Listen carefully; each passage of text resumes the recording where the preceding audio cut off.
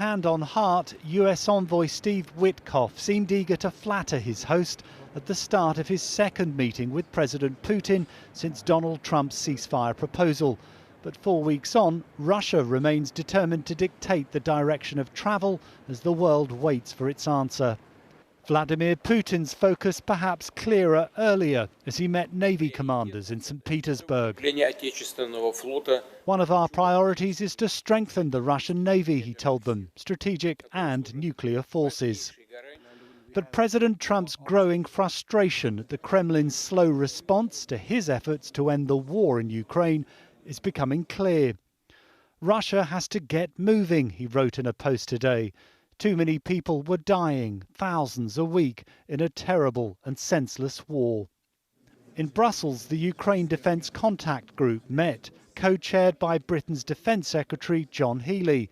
They pledged more than £18 billion in military funding for Ukraine.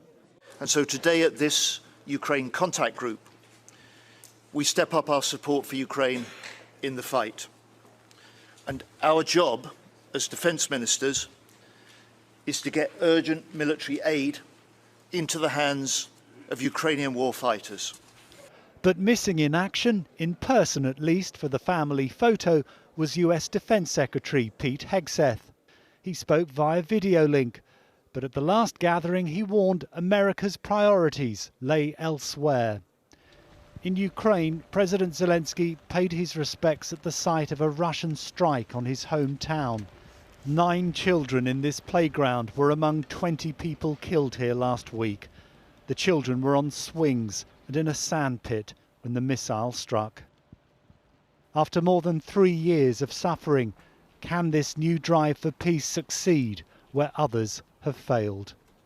Neil Connery, News at 10.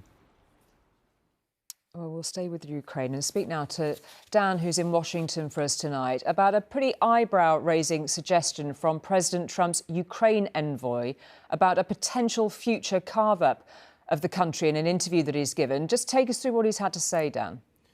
Yeah, well, basically, we've got these sort of two competing visions for the future of Ukraine. You've got Steve Witkoff's idea, which is basically giving Vladimir Putin what he wants, which is the 4 oblasts, the 4 provinces that Russia partially has already. So it would give them more territory. Then you've got this other idea from Keith Kellogg, the Ukraine envoy, who's come up with a kind of idea of dividing Ukraine up, almost reminiscent of the way Germany was divided in after the Second World War. So his idea, you'd have this partition where you'd have a French and British zone of influence, if you like, in partnership with the Ukrainians in the west. You then have that yellow area wholly controlled by the Ukrainians, and then the Russian-controlled area in the red there, and there'd be a sort of demilitarised zone between the red and the yellow, which would have a kind of buffer zone of 18 miles or so. So it's a race really to set the narrative between these two competing ideas of what should happen to try and get the attention